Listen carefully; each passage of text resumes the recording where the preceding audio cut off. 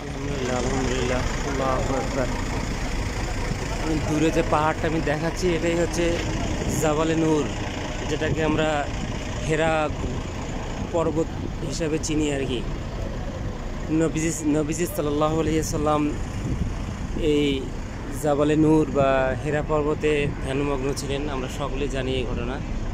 আমি একটু close view নিচ্ছি আমি। হ্যাঁ,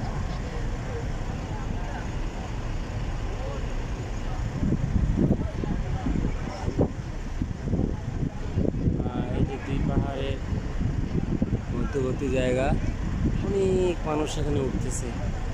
আমরা বিষয় নিয়ত করছি সুযোগ পেলে আমরা একটু যাবো এখানে।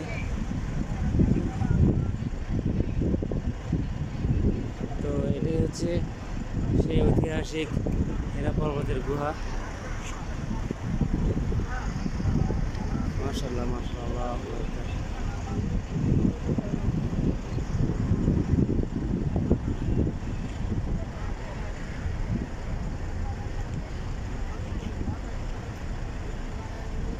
রাস্তা দিয়ে অনেকে উঠতেছে মাশাআল্লাহ।